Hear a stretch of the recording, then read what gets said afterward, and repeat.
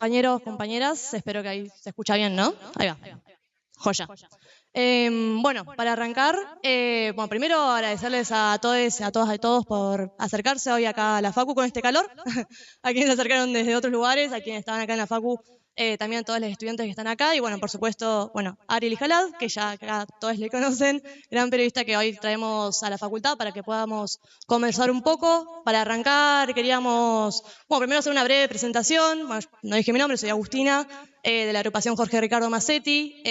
Como también gran parte de nuestras políticas a lo largo de los 10 años que ya estamos acá en la facultad, siempre nos pareció importante poder no solamente profundizar la discusión política en torno a nuestra profesión, que creemos que es gran parte también de la proyección de una patria, un país y un proyecto político que nos encarna y que nos toca a todos y a todas, y como comunicadores, como periodistas, a lo largo, bueno, de las distintas carreras, porque bueno, acá hay varias carreras de compañeros, cada vez hay más diversidad. Nos parece muy importante como agrupación, como compañeros, poder generar también un pensamiento crítico en torno a esto. Así que en ese sentido, poder traer un poco esa mirada. Además, no es menor, digo, estamos también en un contexto muy complejo, en donde estamos hoy parados acá, sentados en este caso, en una facultad, en una universidad pública que hoy concretamente está siendo atacada, con un montón de otros espacios, un montón de otros espacios públicos, donde el gobierno de Javier Milei, con sus aliados, claramente ataca fervientemente. Digo claramente porque también entendemos que estos son los espacios donde se genera un pensamiento crítico y justamente, por lo menos lo que pensamos nosotros y tratamos de comentar y discutir todo el tiempo, que generamos un valor a la universidad pública con el conocimiento que generamos, en este caso con las producciones, con el trabajo periodístico. Digo, no por algo somos hijos e hijas de la universidad pública y creemos que tenemos que ser profesionales al servicio del pueblo.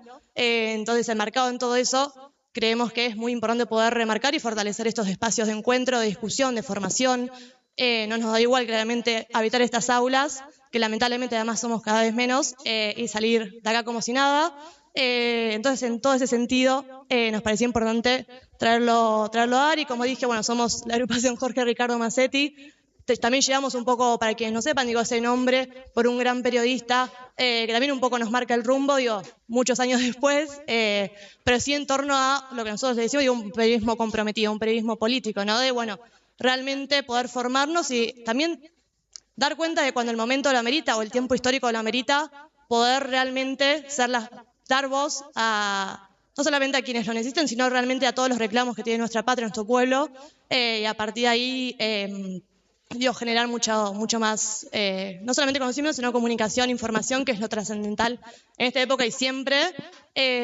Bueno, siempre, hoy lo decías en la radio, Ari, justamente además, bueno, para quienes no sepan, digo, bueno, Massetti, gran periodista argentino que es uno de los primeros que le da voz también a la Revolución Cubana por fuera de lo que es la isla.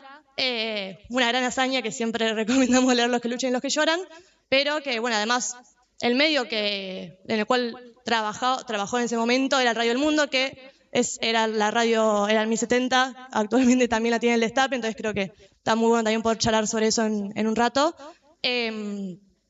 No, y no mucho más, compañeros y compañeras. La realidad es que nos parece importante poder generar estos espacios de discusión con periodistas como Ari, que bueno, ahora paso a decir el CV un poco, compañero periodista del Destape, radio, escribe, hace investigaciones, digo, un poco lo comentábamos entre compañeros y compañeras, una de sus últimas investigaciones, que también desencadenó, digo, un montón de otras discusiones en términos incluso judiciales, que es lo de los alimentos abandonados por este gobierno, por capital humano, en galpones y así, bueno, un montón de otras investigaciones y trabajos que nos parecen fundamentales en este momento y siempre para lo que es nuestra patria.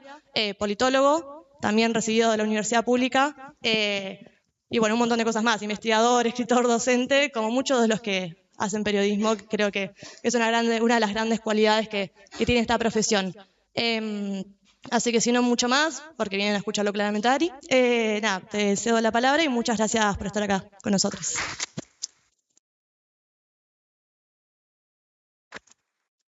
Hola, ahí estamos bien. Bueno, primero gracias por la invitación. Gracias por insistir, porque hicieron básicamente lo que tiene que hacer un buen periodista, que es insistir, insistir, insistir hasta conseguir. No es fácil hacer periodismo, y menos en en la Argentina. Así que, y de verdad, me da mucho gusto y me da mucho orgullo venir a una universidad pública, que además tiene una carrera que me gusta el nombre, que es Facultad de Periodismo. En la que yo estudié no había Facultad de Periodismo, había de Sociales y dentro de Sociales Comunicación, que es otra cuestión. Lo que sí les voy a pedir es que acá hagamos más comunicación que periodismo, porque hoy ya hablé 4 horas en la radio. Es un montón. Y no, de verdad, la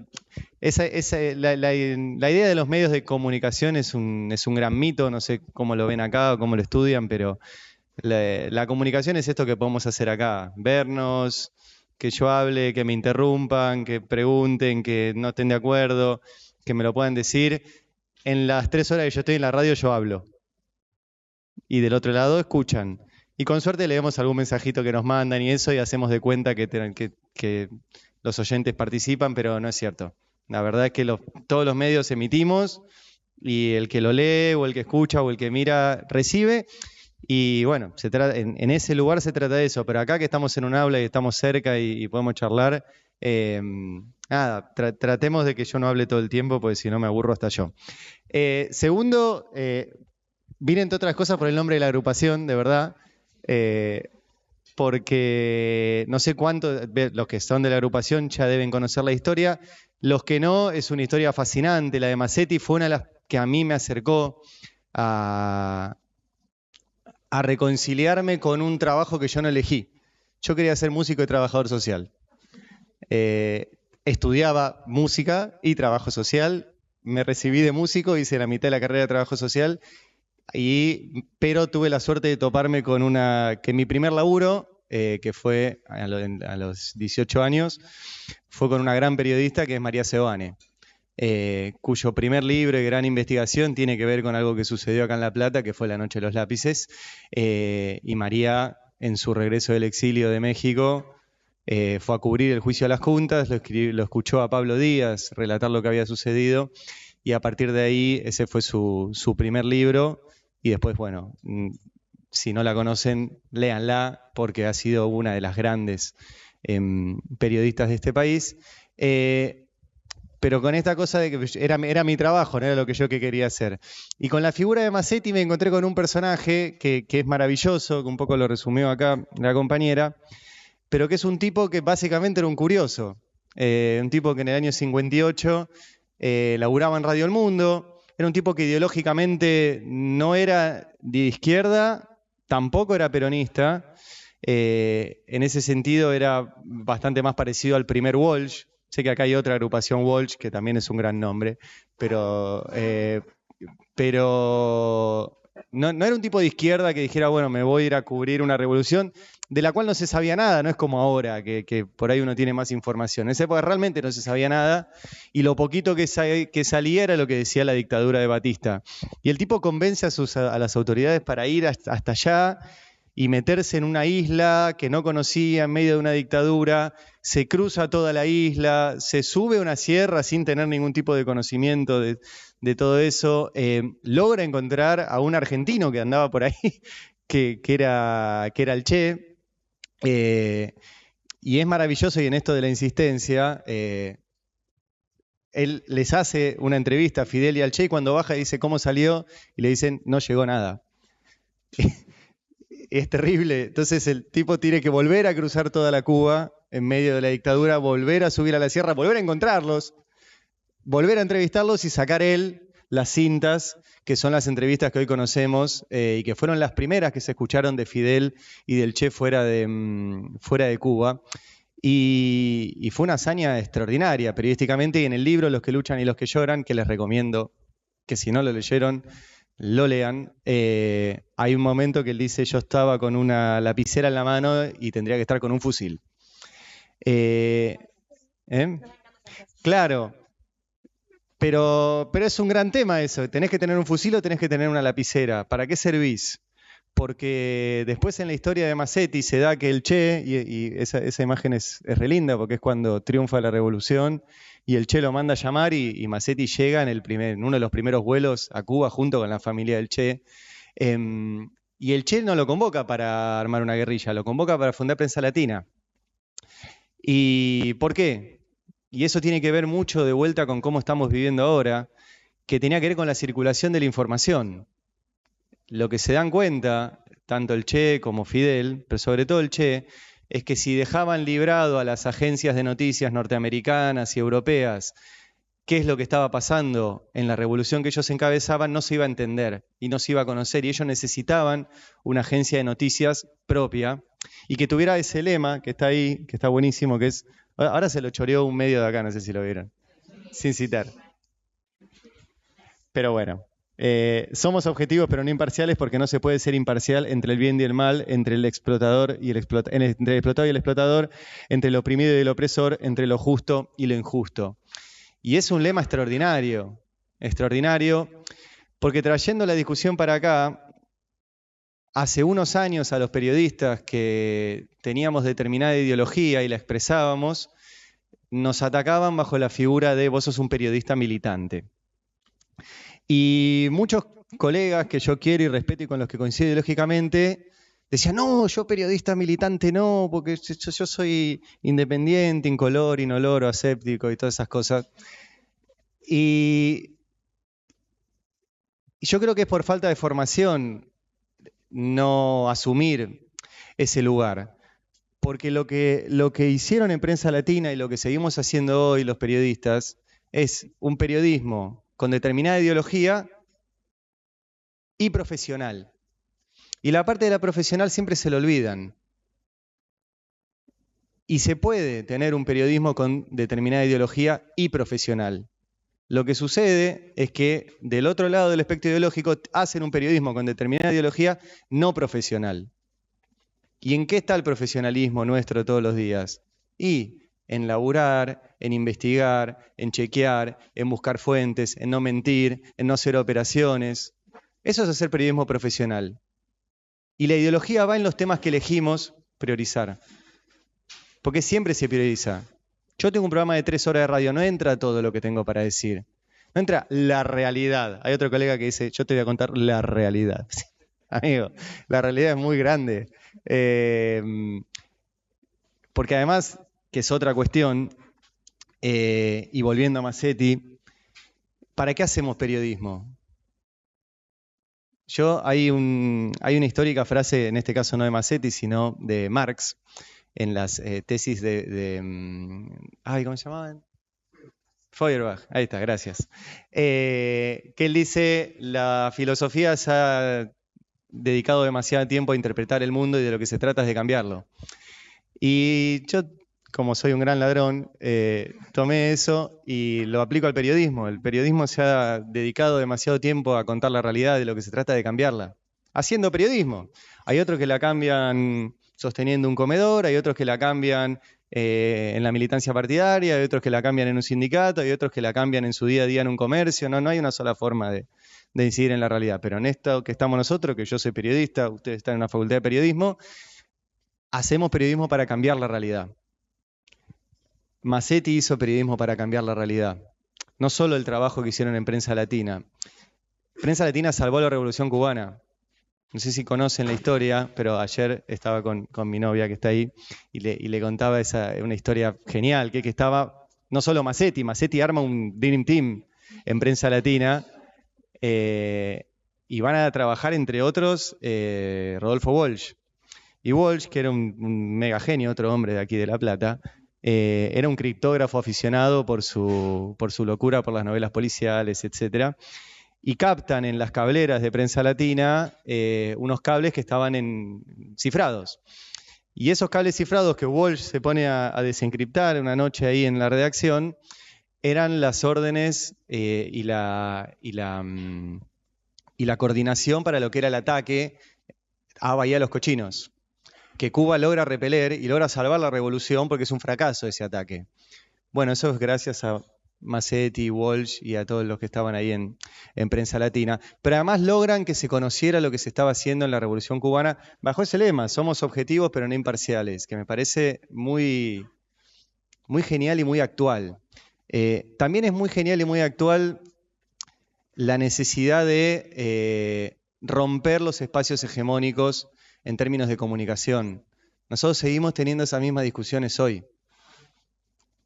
El medio en el que yo trabajo es un medio que nace para eso, que yo tengo la suerte de trabajar ahí, pero nosotros tenemos como tarea romper una hegemonía mediática de una agenda que está impuesta por ¿quiénes? Porque de vuelta vuelvo a lo mismo. Siempre el periodismo y siempre los medios de comunicación tienen una ideología y tienen intereses. Y está bien que así sea. El problema es que les enseñan otra cosa y que se repite otra cosa. ¿Sí? Yo supongo que acá en la facultad no, pero durante toda la vida te enseñan que los medios de comunicación simplemente dan noticias y son independientes. Bueno, no. O sea, los medios de comunicación desde su fundación hasta hoy tienen intereses y está bien que así sea. Lo que yo creo que está mal es que no se expliciten, porque si no uno no sabe qué está leyendo. El ejemplo más fácil es el de la Gaceta fundada por Mariano Moreno. Fundan un medio para defender una revolución, no para contar las cosas que pasaban. ¿Sí? Pero también lo hizo Mitre cuando funda La Nación y lo hizo Roberto Noble, otro hombre de La Plata, cuando funda el diario Clarín. Hincha de Estudiantes de La Plata, Roberto Noble. No sé cuántos pincharratas hay acá. Pero... ¿Walsh también?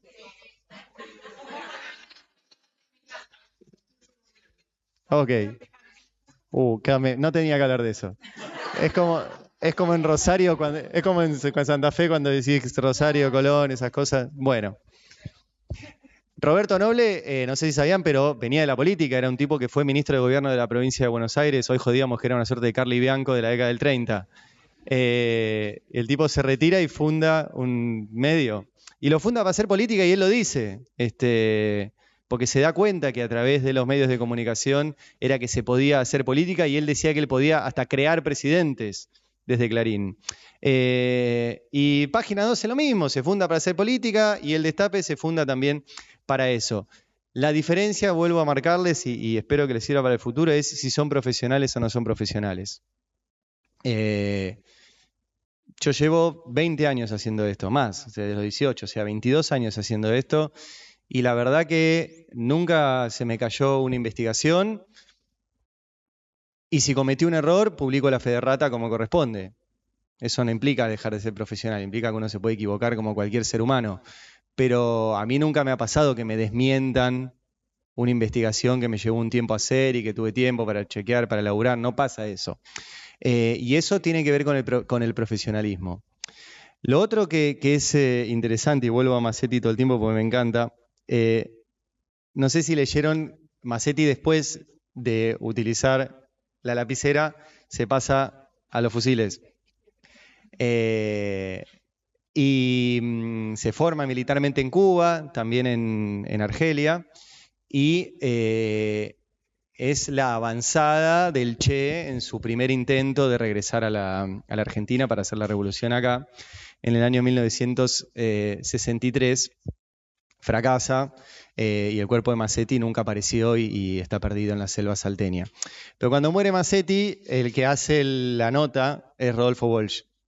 Que es un texto fantástico, pero que hay una parte que dice, porque vos recién dijiste que Massetti era un gran periodista, dice Walsh, decir que Massetti era un gran periodista exige aclaraciones. Tenía dificultades con la sintaxis, a lo mejor no sabía lo que es un lead, o sea, una cabeza informativa, quizá le faltaba sutileza literaria, lo liquidó. Y sin embargo se puede decir, Massetti fue uno de los más grandes periodistas que tuvimos, porque a cambio de esos defectos le sobraba lo mero principal. Massetti se metía y llegaba antes y volvía con la justa.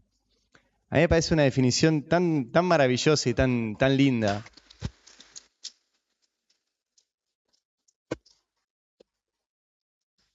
Y que se perdió tanto, porque hoy lamentablemente estamos todo el día detrás de una pantalla, detrás del teléfono.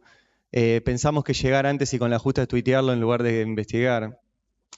Se sobrevalora absolutamente la primicia y se corre detrás de cualquier cosa con tal de tener un poco de retweets y que te sigan un par de personas más en Instagram. Estos muchachos no hacían eso. Y lo digo incluso como mea culpa. Yo paso mucho más tiempo detrás de mi computadora y en el estudio de radio que en la calle y yendo a ver efectivamente las cosas que pasan. Aún así logramos cosas, pero por ejemplo, vos contabas recién lo de los alimentos. Yo tenía dos formas de hacer la investigación por la cuestión de los alimentos. Hay una. Ah, hay como una radio afuera. Nosotros ya sabíamos, porque la gente que sostiene los comedores todos los días decía que no les llegaban alimentos, que no llegaban los alimentos. Eso no era una novedad. La pregunta, que ni siquiera se me ocurrió a mí, se le ocurrió a Roberto Navarro, fue ¿dónde están los alimentos? Era una pregunta bastante básica. Y yo lo que hice fue un pedido de acceso a la información pública, que es básicamente un recurso que tienen todos ustedes, no solo los periodistas, cualquier ciudadano, y que es la única buena ley de Mauricio Macri, quiero reconocerlo, que lo digitalizó. Antes era muy difícil hacerlos.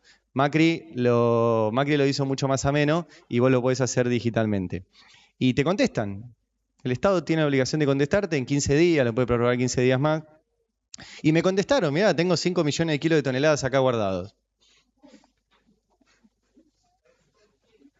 Claro, pero yo no sabía si eso era mucho o era poco. Pero yo no sé, yo no me dedico a eso. Que de eso es otra de las cosas también que se trata el periodismo. A mí, María Sebane, mi maestra, el primer día que yo llegué a trabajar con ella, me dijo, la información en sí misma no significa nada. Lo que importa es el sentido de la información. Porque yo no sé, 5 millones no sé si es mucho o es poco. Depende para qué, depende en qué país, en qué circunstancias. Depende de cuánta gente lo necesite, es mucho y es poco.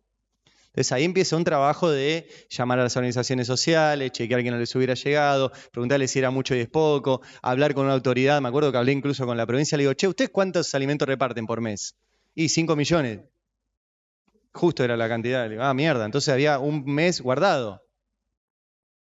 ¿Sí? Bueno, después empezamos a chequear si efectivamente había habido más compras de alimentos. Y esto lo descubrimos a finales de mayo, o sea, el gobierno llevaba 6 meses. Cuando vimos que no había ninguna compra, le digo a Roberto, che, no hubo ninguna compra en 6 meses. Me dice, entonces están vencidos. Digo, nada, ¿cómo van a estar vencidos? Y Navarro, que fue distribuidor de alimentos en su vida anterior, me dice, sí, boludo, porque el alimento, cuando llega al galpón, ya estuvo, se produjo, estuvo en los galpones de la empresa, pasó por el mayorista, estuvo un tiempo en el galpón del supermercado y recién ahí te llega a vos. Entonces la fecha de vencimiento ya fue corriendo. Entonces hicimos los cálculos y se estaban por vencer. Digo, después vino todo un laburo de eso y efectivamente lo publicamos y era así.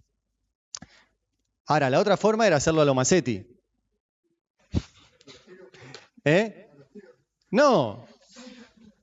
Ir a los galpones, tocar la puerta, preguntarle al portero del galpón cuánta comida hay acá adentro y hubiera llegado al mismo lugar, poniendo el cuerpo de otra forma.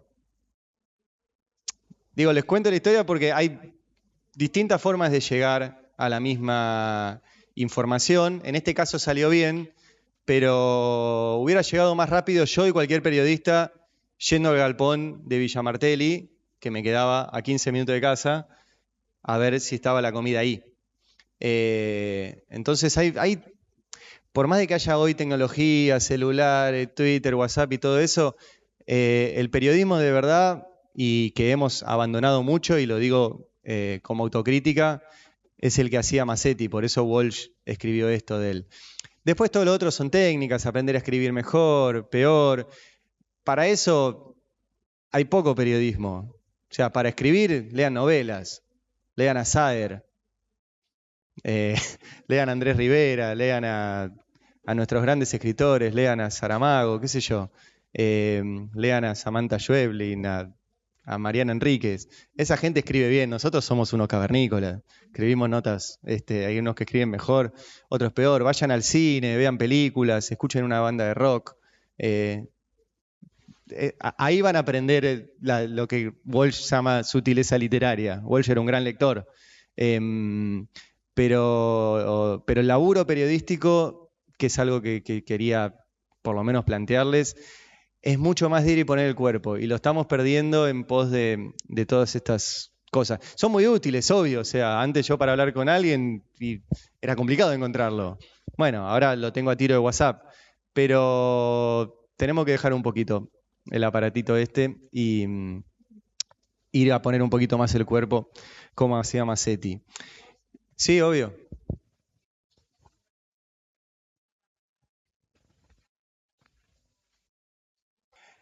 Mira, haciéndolo. Yo tengo una eterna pelea en la cual voy perdiendo, que es ¿qué hacemos frente a todo el sistemático bombardeo de mentiras y de brutalidades y de provocaciones que hay de todo el sistema de medios, que lo hacen no periodistas? Yo tengo una definición mía, pero que me gusta, que es que ni siquiera es mía, como les dije, soy un gran ladrón, entonces voy tomando de otro gran escritor que era George Orwell, que además era periodista, que él decía que periodismo es publicar lo que alguien no quiere que se publique, lo demás son relaciones públicas. Hasta ahí es Orwell, ahora sigo yo. Relaciones públicas es un gran trabajo, otro trabajo, haces otra cosa. Básicamente sos el relacionista público del que te paga, o sea, vos querés que se digan y se publiquen las cosas del tipo que es tu jefe. Y está bien, es un laburo hoy se llama comunicación institucional o lo que sea. Los tipos que están todos los días en La Nación Más, en TN, en América y no sé qué más, yo no miro tele, así que por suerte estoy bastante limpio de todo eso, pero me termino enterando igual, se dedican a ser relacionistas públicos. ¿De quién? Y de los financistas de los medios en los que trabajan. Le dicen, vos decís esto y dicen esto. Es otro trabajo, qué sé yo. Por eso yo cuando me dicen lo que dicen los otros periodistas es otra categoría.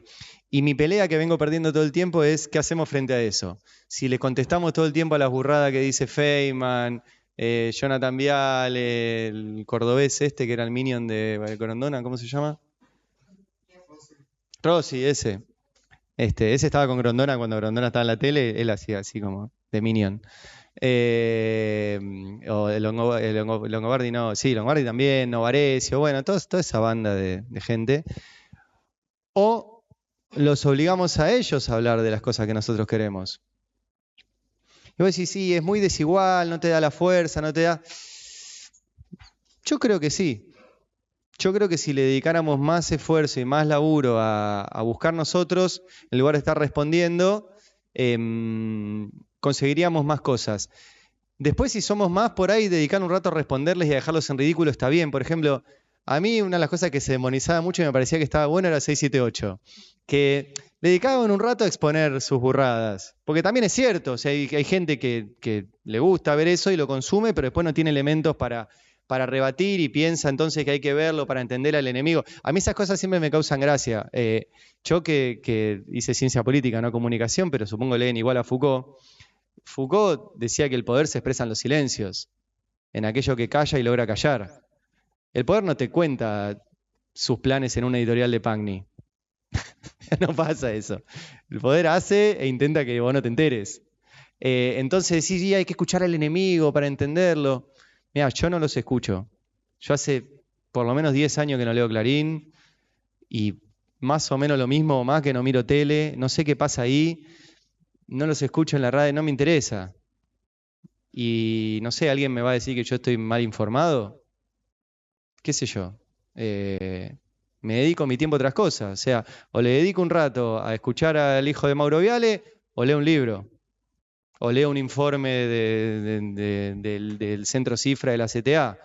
Me voy a informar mucho más en el informe del Centro Cifra que escuchar ese energúmeno diciendo cosas. Voy perdiendo esta discusión, ¿te aclaro? Porque no pasa eso. Ahora, yo tengo para mostrar y sin hacerme el agrandado que por lo menos con mi trabajo he logrado que hablen ellos de mi trabajo. De mi trabajo, de los temas nuestros. El caso alimentos, el caso correo. Este año cuando la obligamos a Victoria Villarroel a tener que reconocer que su papá no fue condecorado, pero para yo saber que su papá no fue condecorado en Malvinas, me tuve que leer, primero lo tuve que conseguir, después tuve que leer 600 páginas de expediente de su legajo militar. Es un embole. O sea, el caso correo, o incluso casos como los ATP, no sé si se acuerdan, durante la pandemia, para mí fue uno de los trabajos que más me enorgulleció, que fue, durante la pandemia, el gobierno de Alberto Fernández tuvo una muy buena decisión que fue, para que las empresas no despidieran trabajadores, el Estado pagaba una parte de los sueldos, se llamaba programa ATP. Estuvo buenísima la idea, estuvo muy mal implementada, porque era un quilombo y porque siempre el Estado tiene que sostener un montón de cosas, la empresa tiene que sostener solo la empresa. Y la empresa tiene contratado a alguien para avivarse de cosas. Y el Estado no tiene contratado a alguien para avivarse de cada cosa que se avivan las empresas. Es como siempre más complejo. Pero bueno, básicamente descubrimos que había grandes empresas que estaban cobrando ellas el ATP. Y les voy a contar cómo lo descubrí. Me escribe un trabajador de Techin, un laburante, que desde ya les voy a aclarar son las mejores fuentes. Es mucho mejor fuente un laburante que un gerente. Un portero, un chofer, la recepcionista. Es por ahí, Walsh descubre Operación Masacre por un laburante de Radio Nacional que le pasa la planilla donde consta que la orden de pena marcial se emitió a las 0:32. No se lo pasa al gerente. O sea, siempre vayan por abajo. ¿Dónde estaba? Me dice un trabajador de Techin, che, estoy cobrando el ATP, me da vergüenza. Y yo le digo, no puede ser. Y entonces me manda su recibo de sueldo. Y decía, programa ATP. Bueno, empiezo a investigar y había una página de ANSES donde si vos ponías un quit, te decía si cobrabas o no cobrabas. Entonces empecé a buscar los quits de los gerentes, que ahí sí sirven. Porque los gerentes sí están sus nombres y vos podés con el nombre buscar el quit y con el quit buscarlo ahí. Y empecé a encontrar que cobraban los gerentes de Techin, de Clarín, de Coca-Cola, de Swiss Medical, de todas esas. Le digo a Navarro, che, gobierno de Alberto Fernández, nosotros éramos al inicio. ¿Sí? Después pasaron cosas al inicio, al principio de la pandemia, le íbamos a pegar un golpazo. Me dice, no, pero si eso está, hay que publicarlo. Lo publicamos. Me llamó medio gobierno, me cagaron a puteada, hijo de puta, ¿cómo nos vas a pegar? Vos eras, ¿cómo era? Fuego amigo, todas esas boludeces. Y el efecto de ese trabajo no solo fue que todo el mundo tuvo que hablar de ese trabajo, sino que el gobierno cambió las reglas, les dijo a las empresas que si no cumplían determinados criterios, que era no repartir dividendos, no recomprar acciones propias, no operar dólar financiero y no operar en guardias fiscales, tenían que devolver la plata. Y la tuvieron que devolver. 4.000 empresas devolvieron la plata, entre ellas Techin. Techin sola 500 millones de pesos de ese entonces. Con eso se compraron respiradores, camas, se hicieron hospitales, se compraron vacunas y todo eso. Yo podría haber estado viendo las boludeces que decía Patricia Bullrich de que te inyectaban veneno y no sé qué otras estupideces más, o haciendo periodismo. Y cuento la anécdota esa porque hicimos periodismo criticando un gobierno con el que ideológicamente coincidíamos, pero hicimos periodismo profesional. Y vuelvo al anterior. Y cambiamos la realidad. Entonces se puede todo el tiempo. Si fuéramos más haciendo esto, haríamos más cosas. Yo me canso de decirle, el Destape es una redacción muy joven. Digo, salgan de Twitter, busquen ustedes, contame algo que ya no sepa. Para contarme lo que ya está en los diarios, leo los diarios. Esa es una frase que se la robé a Daddy Brieva. Como verán, yo con Daddy hacía 4 horas de radio con Daddy, con el cual yo no quería trabajar porque para mí era un Midachi. En mi casa, como éramos progres, veíamos Lelutiers. Y mi amiga Graciana Peñafort me dijo, vos sos un estúpido, tenés que ir a trabajar con Daddy porque vas a aprender mucho.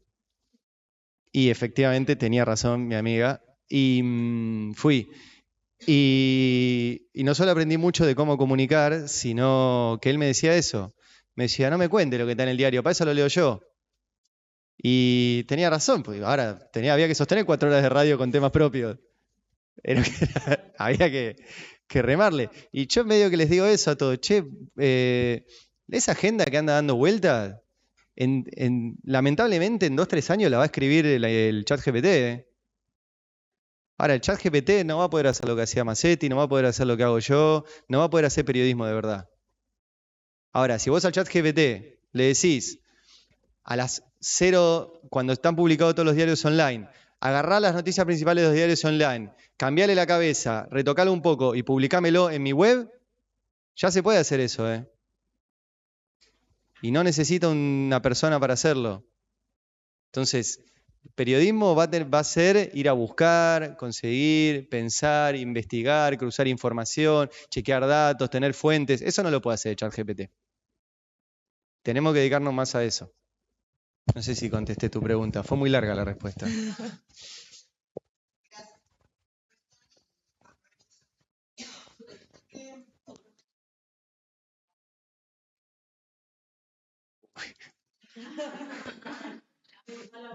¿Viste cómo era en la casa? Sí, pasa.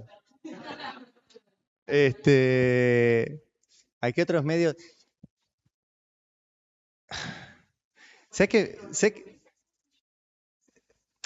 Sí, depende. Mira, me voy a contradecir todo lo que dije. Yo tengo, mi Twitter es como mi vieja cablera. Antes las noticias llegaban por una cablera que iba pasando todo el tiempo cosas y había que estar mirando. Twitter a mí me funciona un poco de eso. Y sigo más, que es algo que aprendí de una vez que fui a dar una charla parecida a Ether. Y les hice yo la pregunta al revés. Le digo, ¿ustedes cómo se informan? Que de hecho me gustaría preguntarles. En realidad les pregunté, ¿quién es usted? Y les pregunto acá, ¿quién de ustedes mira tele? Prende la tele y pone TN o C5N. Levante la mano. No, no importa, el canal que sea, pero se sienta y prende la tele y pone un canal de noticias. Levante la mano. Poquito. ¿Quién de ustedes se sienta y prende la radio?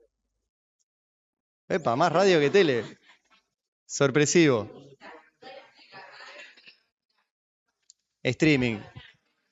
Claro, claro, ahora son stream. Sí. Y sí, obvio. Es el mejor medio la radio. Lamentablemente nos pusieron una cámara acá, pero yo me olvido y sigo haciendo radio y gracias. Y eso, y después cuando tienen que buscar información, ¿qué hacen? ¿Ponen www.eldestapeweb.com y ven lo que hay ahí? ¿O van buceando en las redes a ver links que los lleven? ¿Eh? Sí, claro. Sección de noticias de Google, mirá. ¿Ahí cómo? Sí, ahí los tenés todos.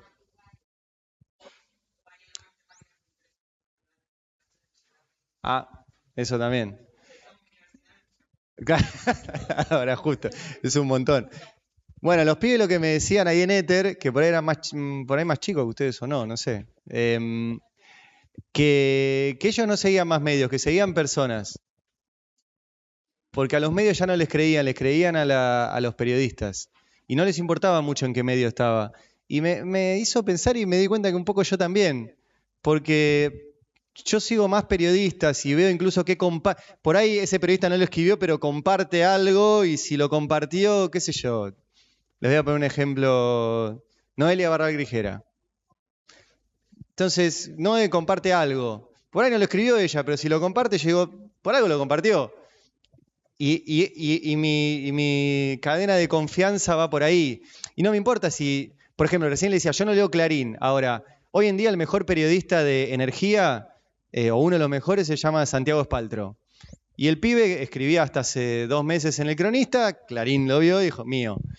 Y la verdad que el pibe es buenísimo. Entonces yo a él lo sigo en Twitter y si publica algo leo su nota. No entro a ver qué hay. Entonces yo medio que voy... Y de determinados temas ya sé que hay periodistas que escriben de eso, que siguen ellos. Yo sigo muchos judiciales, entonces tengo también, como acá la compañera, alarmas de cuando escriben esos periodistas. Entonces, medio que busco más por ahí que medio. Sí.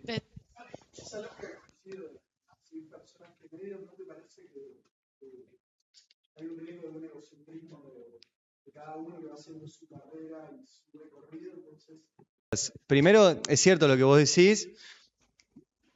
Yo formo parte de un proyecto colectivo de medios, de un medio como es el Destape, donde hay un montón de periodistas excelentes que les recomiendo seguir. Tenemos hoy a Nico Lantos, o sea, yo quiero saber qué pasa en política, leo la editorial de Nico Lantos. Quiero saber temas sindicales, lo leo a Mariano Martín. Quiero también saber también de política, ahora está Diego Genú, Fernando Siveira. En economía tenemos a Cristian Carrillo, a Seba Premisi. Tengo un montón de gente a la cual... pero sí coincido, yo creo en el proyecto colectivo periodístico, porque además, esta sí es una frase mía, y alguna tenía que tener. Yo creo que el periodismo es un hecho colectivo, de verdad, porque yo necesito de otros periodistas para hacer mi periodismo. Esto que te decía recién, yo no tengo tiempo para hacer toda la ronda de fuentes de cómo viene la rosca del peronismo. Yo leo a Nicolantos y ya está. Y él no tiene tiempo para entender toda la rosca de los alimentos o del quilombo judicial, me lee a mí. O sea, hay una cosa de hecho colectivo del periodismo, o de que yo publico algo y otro sigue la noticia y la cita y le agrega un dato y ese dato... Porque el periodismo se trata mucho de relacionar datos que uno tiene sueltos y de repente hay algo que vos te das cuenta que los conecta. Y por ahí esa conexión te la da otro, que publicó otra cosa y que te revela un dato que vos lo podés conectar con uno que tenías. Entonces yo creo que de hecho se va dando ese periodismo colectivo. Sí está pasando que hoy en día no es sustentable para todos. Ojo con eso, no es que ustedes se ponen mañana un canal de YouTube y ya juntan 500, 600, 1 millón de pesos y con eso viven. Hay más posibilidades de sustentabilidad que antes, o vía suscripciones. O sea, yo hacía el cálculo, digo, si yo junto 5.000 personas que pongan 1.000 pesos por mes para mí, ganaría 5 millones de pesos, que es mucho más lo que gano. Y la verdad que yo tengo llegada a más de 5.000 personas, podría sentarme, pedirles 1.000 pesos por mes y hacerme mi propia web que sea ari.com.ar y ganar mucha más plata y no tener jefe. Prefiero estar en el destape, ganar menos y ser parte de un proyecto más grande, de un proyecto colectivo. Y que después me permite también, y a lo que decía ahí la compañera, hoy en día las redes te dan la posibilidad de difundir a una velocidad y a una masividad lo que haces, que es increíble. O sea, yo pongo un tuit en mi cuenta y puede llegar a tener 1 millón, 2 millones de visualizaciones. Nunca en la vida una nota periodística la van a leer 1 millón de personas. Nunca pasó, no pasa. Ahora, las redes te dan esa posibilidad de agarrar tu nota, poner el link, poner algunos datitos, qué sé yo, y que la información llegue ahí. Y ahí es cierto, es mi cuenta de Twitter. La capitalizo yo, crezco yo, hasta incluso ahí podés hacer unos mangos también si primero le tenés que pagar a Elon Musk y después Elon Musk, si tenés un montón de reproducciones, te paga. Pero bueno, podés hacerte unos mangos ahí también. Pero yo sigo creyendo en lo colectivo. Lo de los periodistas me refería a eso, a la pregunta que me hacía la compañera, ¿de dónde busco información? Y bueno, y donde sé que, donde fui construyendo que la puedo encontrar. Sí, ahí había un par de preguntas. Yo también tengo una pregunta ahora después. Y no, sí, de paso meto chivo. Claramente es muy complejo sostenerse. Nosotros tenemos un multimedio también, que todos los días es pelearse o pensar en Elon Musk y putearlo. Suscríbanse a Trinchera. Dale, Trinchera. No, pero claramente todo esto nos resuena un montón porque no solamente nosotros que estudiantes acá de la facultad pudimos construir un multimedio después de un montón de años, revista, radio. Hoy también nos pusimos un poco las cámaras en las caras, más allá de que arrancamos como radio y hicimos un poco esa transición. Hay un montón de proyectos capaz de compañeros y compañeras de la facultad y hoy en día es todo un desafío. Capaz hoy hay más herramientas que antes, pero sigue siendo un desafío. Bueno, ¿cómo hacemos para...? Incluso porque muchas veces capaz no... Es muy difícil y es una profesión que cuesta mucho conseguir laburo. Entonces muchas veces también se apuesta a, bueno, de forma colectiva poder construir distintos espacios de comunicación. Entonces creo que eso es muy zarpado y que, bueno, nosotros lo que venimos viendo también en la facultad es la necesidad de poder formarnos en ese sentido, porque hoy están las herramientas. El tema es que, bueno, claramente hay un entramado también de poder atrás y una cuestión que lo complejiza. Te sumo algo, recomendación, o por lo menos yo no miro currículums. Hagan cosas, publiquen, editen. Hoy de verdad es mucho más fácil editar un videíto, hacer un podcast, escribir una nota y publicarla en cualquier lado, subir un hilo creativo a Twitter. Hagan cosas, así van a conseguir laburo. Cuando alguien como yo, que cada tanto necesito, a mí me llegan currículums y no los miro. No me dice nada que tenga 3 doctorados en comunicación, en periodismo. Está buenísimo. No, yo soy un fan de la universidad porque, como les dije antes, para ser buen periodista tienen que estudiar y leer y formarse y todo eso. Ahora, para conseguir laburo de periodista, hagan cosas. Hagan y hagan y hagan y hagan. Y alguien las va a ver. Tengan algo que mostrar. Yo cuando alguien me manda un currículum, digo, mandame lo que escribiste. Mandame una nota que escribiste. Mandame un documental o un TikTok que hayas hecho. Va a ir por ahí si están buscando laburo de periodista, que efectivamente está difícil. Y está más difícil que les paguen bien. Se paga mejor en relaciones públicas si quieren ir, pero es en la otra facultad. Había un par de preguntas. Ahí Fede, un compañero atrás y Cami.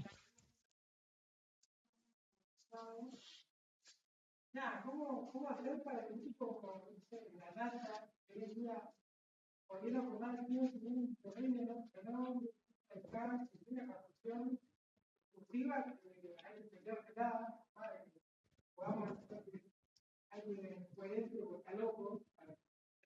Pero es medio lo mismo que antes, o sea, yo creo que se puede. Si no, de verdad me iría a mi casa. Se puede y hay que invertir mucho en eso. Hay que invertir tiempo, hay que invertir laburo, hay que invertir guita. O sea, el Grupo Clarín invirtió mucha plata en la nata. ¿Por qué invirtió plata? Y porque necesitaba un tipo que con esto que vos decís, que efectivamente se lo tenía, que era, primero que labura mucho, segundo tenía cierto prestigio, y tercero, no era solo la nata, digamos, la nata tenía 3 guionistas. O sea, Clarín invirtió mucha plata en un producto para hacer política y destrozar un gobierno. Y le salió baratísimo. Porque lo recontra logró. Hay que hacer lo mismo.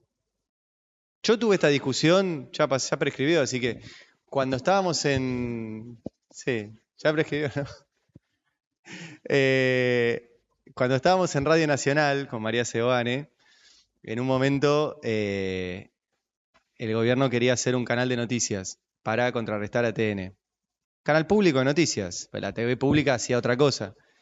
Y entonces nos convocaron a pensar el proyecto, porque María era una eminencia, y yo era el boludo que estaba al lado de María. Y me acuerdo que me preguntaron, bueno, ¿y vos? Pues yo coordinaba el equipo de investigación de Radio Nacional. ¿Qué necesitarías lo mismo que vos para pelearle a la nata? Y le dije el 10% de su presupuesto. Mira lo que pedí. Yo no me quiero hacer millonario ni tener un piso en Miami. Pero cuesta hacer esto. Alguien me dirá, Massetti no tenía presupuesto, pues ya sé que viene esa chicana. O Walsh no tenía presupuesto. Está bien, primero que era otra circunstancia, era otra cosa. Hoy se necesita también presupuesto para eso. ¿Se puede juntar? Se puede juntar. Digo, nosotros en el Destape hoy en día laburan 250 personas. Más de lo que estamos acá. Y se junta por suscripciones, y se consigue publicidad, y se viene una parte de YouTube, y etcétera, y se junta una bola para hacerlo. Y estamos molestando bastante. O sea, hoy en día somos el 4.º portal del país, una de las radios más escuchadas, tenemos las principales redes. Yo creo que se puede, no tengo la fórmula mágica. Y volviendo a lo que decía él, no se puede solo. O sea, hay veces que una nota periodística es genial y hay veces que un jingle de gelatina es más efectivo que una nota periodística. Pero porque está basado en información periodística también. Entonces, necesitamos gelatinas, necesitamos Futurock, necesitamos Tiempo Argentino, necesitamos Revistas Cítricas, necesitamos que todo ese ecosistema de medios conviva y después necesitamos ser más solidarios entre nosotros.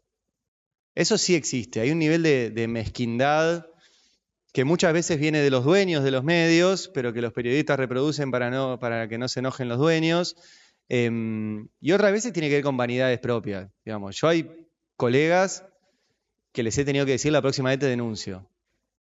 Loco, el laburo del otro es el laburo del otro, se respeta, se cita, porque el plagio es un delito, que sépanlo, o sea, el plagio es un delito. ¿Se lo dicen? Sí, eso lo dicen enseguida. Sí. Bueno, hay colegas muy progresistas que todavía no lo entendieron. Digo, y retroalimentarse.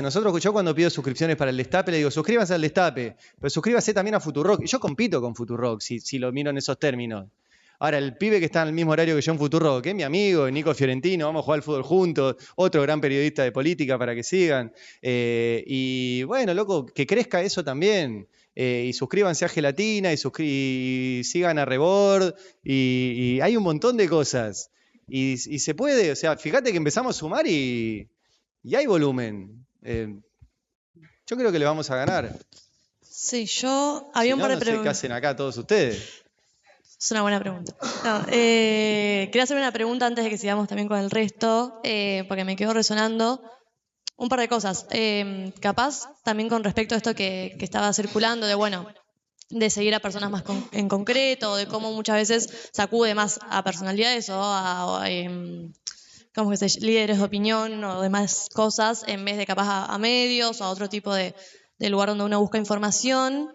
Hay dos cosas. Una, también sucede mucho hoy en día, no sé cómo lo verás, que si bien para el periodismo no necesitas un título ni nada, digo, es una profesión, un oficio, la realidad es que con toda la multiplicidad que hay de plataformas y de formas de comunicar, también existen muchas personas que dicen que no ejercen periodismo y por esa razón tal vez dicen cosas sin mucha justificación o sin mucho fundamento. Yo creo que también hay mucho de gente opinóloga dando vueltas en vez de hacer periodismo, ¿no? No sé cómo lo verás vos. Y también con respecto a eso, sé que también alguna vez, bueno, específicamente claramente investigué en tu perfil del Destape, lo tengo que decir. No, que me parece que es muy acertado que planteas esto de que, bueno, dicen que haces periodismo de investigación, pero que en realidad todo el periodismo debería ser de investigación o es mal periodismo. Entonces, nucleando esas dos cosas, quería consultarte, bueno, cómo ves un poco también este periodismo que se hace hoy en día o esta comunicación que se hace hoy en día.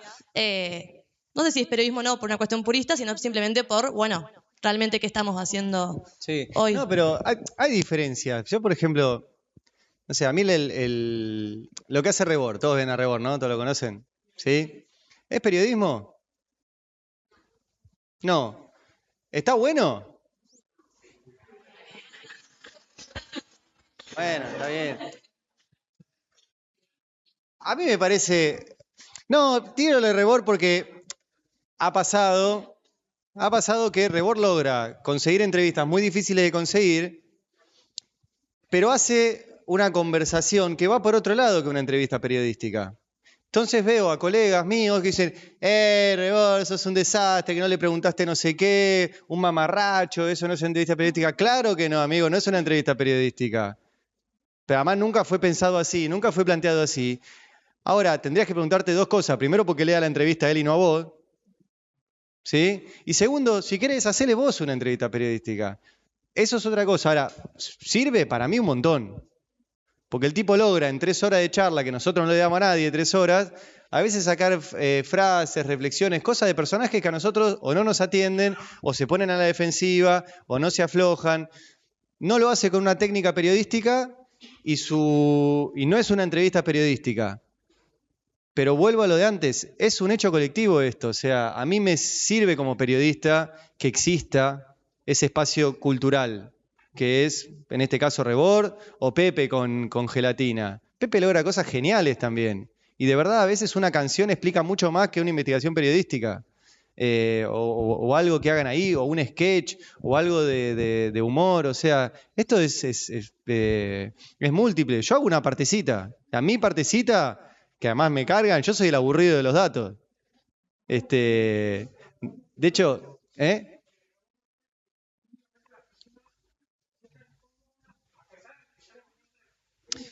pero por eso digo, está buenísimo que...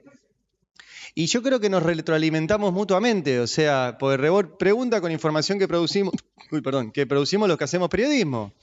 Y en ese sentido no me parece muy útil andar corriéndolos con el título de si es periodista o no es periodista. Ahora, dentro del periodismo, que es tu pregunta, yo de verdad creo que la definición de periodismo de investigación no es una buena definición, porque achancha todo lo demás. Y voy a poner el ejemplo más sencillo, que siempre lo uso, pero ustedes son periodistas. Viene un funcionario acá, el ministro del Interior, y me dice, el problema es que en la ciudad de La Plata llueve todos los días, entonces no se puede hacer obra pública. Bueno, vos tenés, como periodista, vos podés transcribir El ministro del Interior dijo que en La Plata no se abre obra pública porque llueve todos los días. O podés asomarte por la ventana y ver que hoy hay sol. Entonces, bueno, por lo menos uno de los 365 días no llueve. Así que ya mintió. Ya investigaste un poquito porque miraste por la ventana. Después podés decir, bueno, voy a averiguar y llamar al servicio meteorológico. Decirle, te hago una pregunta, ¿cuál es el promedio de lluvia según el servicio meteorológico en la ciudad de La Plata? Y llueve la mitad del año. Opa, ya mintió un montón más porque no es solo hoy. La mitad del año no llueve. Entonces ahí ya fuiste investigando. Y decís, pero ¿por qué no hace obra pública? Entonces llamar a un contratista de obra pública, che, ¿por qué no se está haciendo obra pública? Y no, en realidad él dice eso porque pide coima. ¡Epa! Ahí encontré otra cosa más. Y vos podés ir seguir investigando, que es lo que debería hacer cualquier periodista. El problema es que no hay tiempo. El problema es que vos tenés un jefe de redacción que te dice, dale el título, dale, publicá la nota que habló el ministro de Interior. Y decís, pará un poco. Es cierto, cuando entras a una redacción a veces no le puedes decir para un poco a tu jefe porque te da una patada en el orto. Pero, y porque además el periodismo lamentablemente, como en muchos lugares, es muy autoritario, muy tirano y muy discrecional. O sea, es muy discrecional. O sea, el famoso llegar en periodismo, que es que te vaya bien, que te conozcan, poder firmar, que aparezca tu fotito, que te den una columna en la radio o que te dejen conducir un programa, tiene mucho de laburo, mucho de crecimiento y también tiene mucho de discrecional, lamentablemente. Ni hablar de machista. Busque cuántas mujeres conductoras hay en la tele o en la radio o cuántas mujeres firmando hay en la sección política de economía. Y no es porque no entiendan de economía o porque es porque hay una decisión discrecional de que no estén ahí. Pero pasa también con los varones. Ahora, siempre se puede investigar y siempre se tiene que investigar. Aunque sea lo mínimo, aunque sea un poquito, pero uno no puede reproducir y ponerle su firma además a lo que dicen otros. ¿Sí? A eso me refiero yo con que todo el periodismo tiene que investigar o es mal periodismo. Todo lo que te dicen vos lo tenés que chequear y tratar de confirmar por otro lado. Y las fuentes se van a enojar. Hace poco una fuente que tengo relación hace muchos años y me dijo algo. Y yo fui y lo chequeé y se enojó. Me dijo, ¿cómo vas a chequear lo que te digo? Y le digo, mirá, si vos tenés algún periodista con los que hablás, pues no hablas solo conmigo, que publica lo que vos le decís sin mirar, yo que vos no le contaría nada más, porque ese periodista no habla solo con vos, habla con un montón de otras fuentes más, y va a hacer lo mismo. Entonces, deberías confiar en mí si yo chequeo todo lo que me decís. Se quedó así como... Y chequear es investigar, o sea, todo el tiempo tienen que tratar de hacerlo. No es cierto que los periodistas de investigación es los que tenemos la suerte de poder escribir una nota y tener tiempo y dedicarle una semana, 2 semanas, un mes y eso. Eso está buenísimo. Pero de vuelta, vuelvo a lo mismo, cuesta plata. O sea, si yo estoy un mes y escribo una nota, ¿quién publica todo lo demás en el Destape? Y hay 3 pibes más dándole a las noticias del día a día que también hacen falta. Pero bueno. Sí, ahí había como 4 personas que querían levantar la mano, voy en orden de que levantaron. Y antes igual voy a agregar un comentario, perdón. Pero bueno, también a comienzo de año, bueno, hoy te comentaba, con la Masiti también hicimos una charla con Ricardo Regendorfer, que también es un gran periodista, si no lo conocen, ese sí escribe vayan bien. a buscarlo.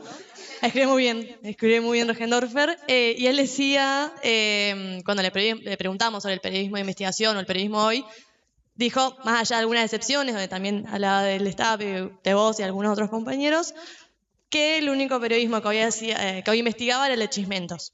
Y me pareció muy curioso para traerlo ahora, porque tiene un poco algo ahí.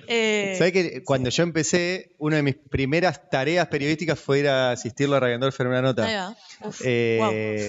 Fue genial porque yo arranqué y en ese momento arrancó la revista Caras y Caretas de vuelta, 2004 le estoy hablando, hace 20 años, mirá. Y me dicen, tenés que ir a ayudar a Regendorfer, yo no sabía quién era. Tenés que ir a ayudar a Regendorfer, que es un periodista de la revista, con algo que él te va a pedir, qué sé yo. Bueno, y nos encontramos ¿conocen el bar La Academia? Callao y Corrientes, que están los del pool. Bueno, es un bar recontra clásico. y Patán, como le decimos, Sí, que es Patán. un viejo lobo del periodismo, nos sentamos en la mesa a la ventana y no pudimos hablar. Porque pasaba el barrendero y lo saludaba, pasaba el kiosquero y lo saludaba, pasaba el policía y lo saludaba, pasaba el portero del edificio al lado y lo saludaba. Todos los laburantes, como les contaba antes, que tienen info, todos lo saludaban y se paraban a hablar con él. No pudimos hablar. Te juro, fue una clase de periodismo. Yo estaba así, tipo. Y al final me dijo, bueno, necesito que me ayudes con esto, qué sé yo. Un Increíble. genio. No, sí. Tuvieron un lujo de tenerlo acá. Un genio, sí. Próximamente vamos a subir la charla también, para que la vean, porque realmente fue muy buena. Estaba allá el compañero, David, creo. No sé si ibas a preguntar algo. O después Cami, compañero acá, y después Delphi. Bueno, son muchas preguntas.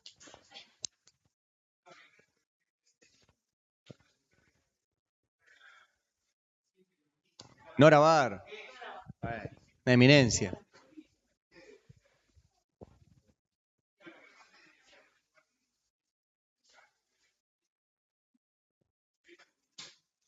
Nora es un lujo que tenemos. Nora, ahora es Ezequiel Fernández Moore. O sea, hace poco salimos a buscar algunos bronces.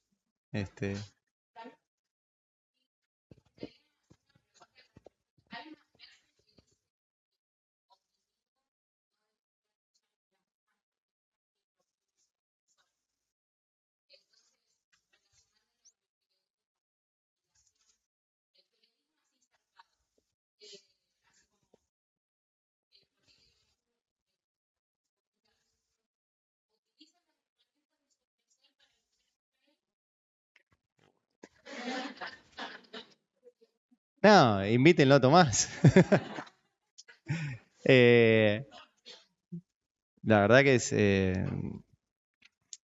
son varias cosas. Sobre Tomás, yo lo he escuchado varias veces fuera del aire, o en realidad cuando él cuenta cómo piensa, él, por lo menos lo que yo le escuché, está todo el tiempo buscando dónde está el límite, aún a riesgo de cruzarlo y tener que pedir disculpas. Es una forma de encararlo. Yo no sé si... Yo no lo hago así, pero no sé si está mal.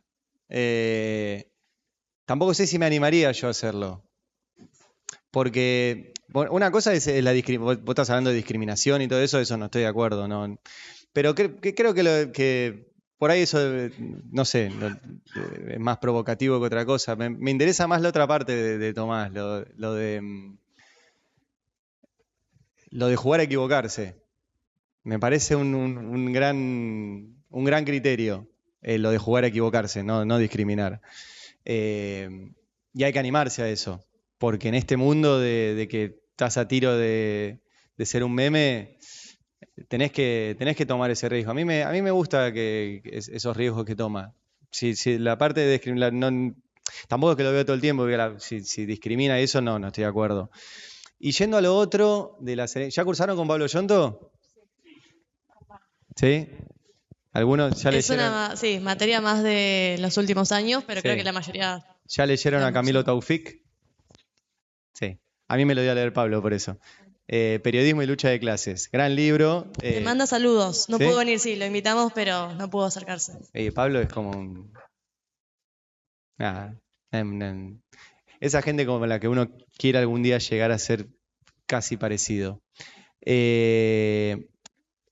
Y una vez estábamos preparando una materia para dar y me dijo, este libro tiene que ir, y yo no lo había leído y ahí lo leí y me conseguí la edición, una de las primeras ediciones, porque la original la quemaron, no sé si sabían, en Chile en el 73. Bueno, si lo leyeron hay una parte donde habla un poquito de esto, de la característica distintiva que tenemos los periodistas, que es que somos un tipo de trabajador que con su trabajo reproduce la ideología que lo domina. ¿Se acuerdan de esa parte? Es re interesante eso, porque efectivamente los trabajadores... Es raro porque no es mi caso, porque yo trabajo en un medio que tiene otra ideología, pero los periodistas que trabajan en los medios del sistema de medios financiado por las grandes empresas y que son a su vez grandes empresas donde los medios son unidades de negocios para sostener otros negocios, porque eso es lo que pasa. O sea, ¿qué es el diario Clarín? Es una unidad de negocio para sostener otros negocios más grandes, que son las telecomunicaciones. El diario Clarín da pérdida. ¿Qué es C5N? Es una unidad de negocios para sostener otras unidades de negocios, que son las petroleras, las constructoras, etc. ¿Sí? O sea, eso pasa en el sistema de medios. ¿Yo qué haría? Yo legislaría que no pueda haber propiedad cruzada de medios y otros negocios. ¿Sí? Entonces rompería esa relación. Yo laburo en un medio que es un medio. Entonces no, y el departamento de Navarro, digo, el día que haya que vender algo será el de donde vive Roberto y ya está. Pero creo que esto que vos decías, si es una herramienta, vos dirías que un medio es una herramienta del capitalismo, entonces para combatir al capitalismo no usar los medios. Ah, sí.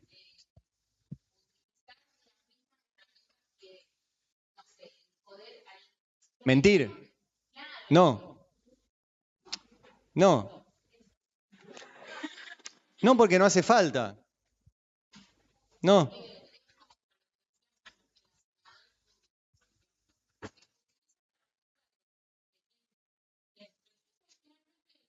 Por eso, pero depende de qué herramienta. ¿Vos decís mentir? No. ¿Hacer operaciones? No. ¿Contratar un guionista como Marcelo Birmacher, como tenía La Nata, para hacer mejor tu programa? Sí. Ojalá yo lo pudiera pagar. Yo no tengo guionista. Me encantaría tener un tipo con el cual yo tener una hora antes del programa para pimponear lo que voy a decir o mis editoriales y que el tipo me las mejorara. ¿Sabes lo que sería? No tengo esa plata, no tengo ese presupuesto, no puedo contratar a alguien así, pero lo retendría. ¿Qué hacemos? ¿Usamos Twitter, que es una herramienta de Elon Musk, para decir que la democracia no sirve para nada? Y yo lo uso, me peleo con Elon Musk o me peleo con Galperín. O sea, depende cuál. Pero sí hay cuestiones éticas que no. No operar, no mentir, no cobrar por decir algo, no pagar por información. Eso no. Mi pregunta es sobre el momento en el cual vos tenés una información, investigaste, te encontraste con algo que sabés que va a traer quilombo, el momento de decidir qué hago con esto. ¿Vamos? O sea, ¿cómo te animás? ¿Pero animarme por miedo? Que sea, porque encontraste con algo pesado, que sabés que vas a algo poder publicar. No, a ver, la publicación o no, hay un montón de elementos. El miedo puede ser uno. A mí me daría miedo no llegar a fin de mes y no poder darle de comer a mis hijas. No me pasa, entonces no. Creo que eso es un miedo que podría tener. Pero no por publicar, o sea, hacer periodismo y decir no publico porque tengo miedo de una represalia, no. Yo no. Pero porque si no me dedicaría a otra cosa. Yo asumí que mi forma de intervenir en el mundo y mi forma de hacer política y mi forma de tratar de cambiar la realidad es esta. Si no, me voy a mi casa. Riesgos hay un montón. Nosotros hemos tenido amenazas, hemos tenido aprietes, hemos tenido persecuciones, o sea, si les digo que no les va a pasar, te miento. O sea, a mí durante el macrismo me llamaron y me dijeron no escriba más sobre la CIDE. Bueno, ¿qué hice? Y escribí el doble. Y estoy acá, qué sé yo. Podrían haber pasado, en otras épocas pasaron cosas peores, Walsh fue asesinado, y en los 90 Hernán López Echagüe, por escribir una biografía de Duhalde, se despertó 2 veces en una zanja, y Cabezas terminó asesinado. ¿Pasar? Puede pasar, sí. Yo voy a asumir ese riesgo, porque creo que es lo único que podemos hacer. Y de verdad, hasta tenemos una posición cómoda y privilegiada para asumir riesgos. Que es que somos figuras públicas, que es más difícil hacernos algo incluso, que hay todavía un cierto estándar de protección de derechos humanos, de libertad de expresión y de protección a los periodistas. El riesgo es ir a cubrir Gaza. O sea, hay más de 100 periodistas muertos en Gaza en este momento. Yo estoy en Plaza Italia. Así que Yo no te digo que soy un necio y que digo, no, te peleas con Mañeto y no pasa nada. Sí pasa, qué sé yo, a mí me mandó a seguir. Pero bueno, no sé, hay otros elementos que por ahí te pueden llevar a no publicar.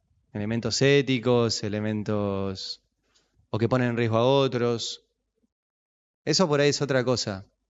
Yo, por ejemplo, siempre cuento este caso porque fue muy paradigmático. ¿Se acuerdan que Bonadío en un momento lo operaron? En medio de la persecución a Cristina lo operaron. Bueno, yo conseguí el encefalograma de Bonadío. Y era terrible, porque además lo vi con médicos y me decían, este señor no es que no puede firmar una sentencia, prácticamente no puede pedir un café. Y fue todo un tema que hacer con eso. Y era muy tentador porque en medio de la persecución nos hubiéramos hecho famosos, hubiéramos tenido un montón de clics, hubieran subido las suscripciones, con las suscripciones contratamos más periodistas. Es como un montón de elementos, esto que vos decís. ¿Qué evaluás? Y evaluás eso. Digamos, ¿cuándo crece el destape? Cuando publicás una bomba periodística y más gente se suscribe. Y lo charlamos mucho con Navarro y la decisión fue no publicarlo. Y había que no publicarlo. Y no lo publicamos. Eso es historia clínica, no se publica.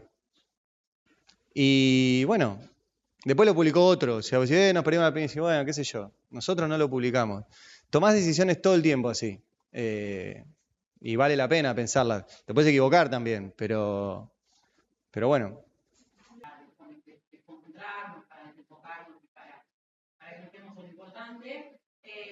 Pero quería ir a una experiencia particular que capaz no profundizaste tanto, que es la discusión argentina. ¿Cómo fue investigar, digamos, el centro de poder que Mauricio Macri en este país y en general con la frontera de la Argentina? ¿Cómo fue, cómo empezaste y cómo fue a grandes rasgos?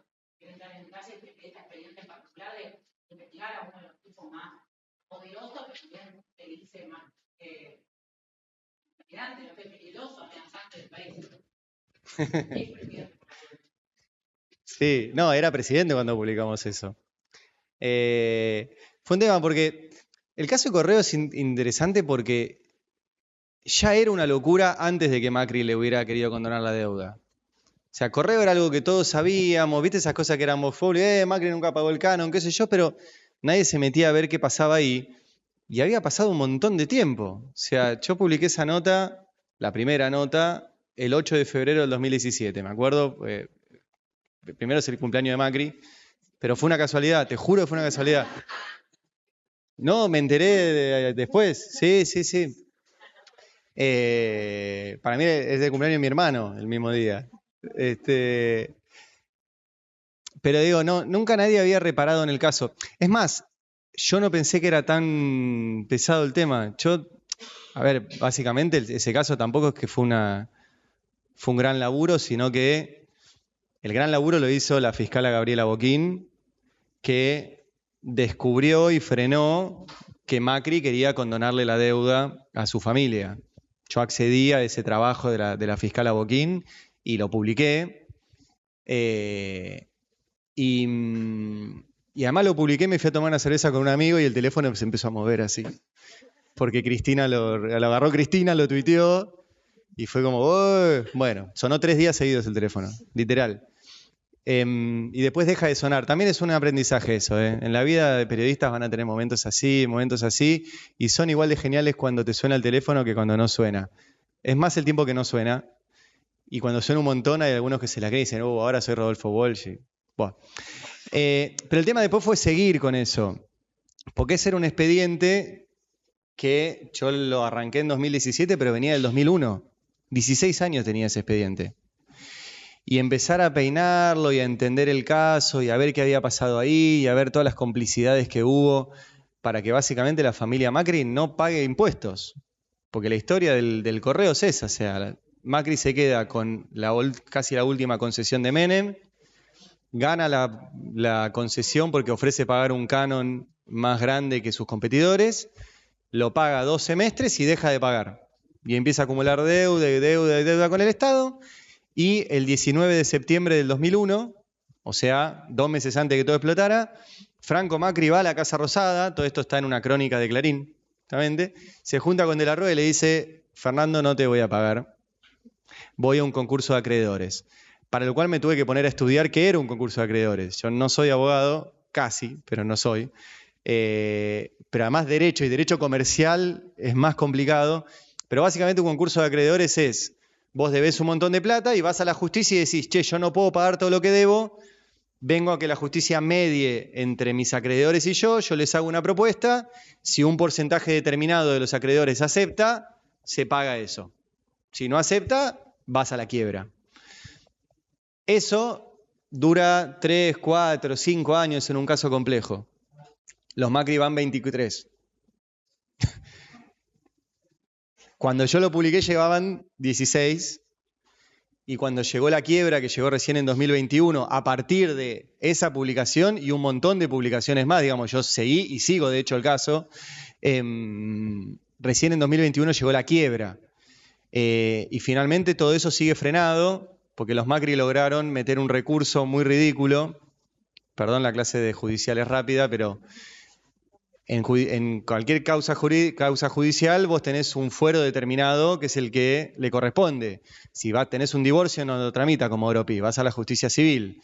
Si tenés un conflicto con el Estado vas a la justicia contenciosa administrativo. Si tenés un conflicto comercial vas a la justicia comercial. Este era un caso comercial nacional, ¿sí? Porque era un litigio entre una empresa y un montón de acreedores, entre ellos el Estado.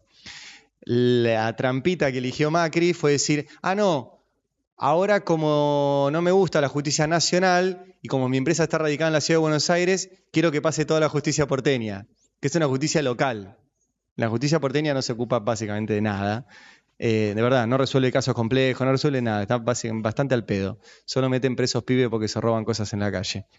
Y con ese truquito fue a la corte y la corte hace 3 años que no resuelve esa situación.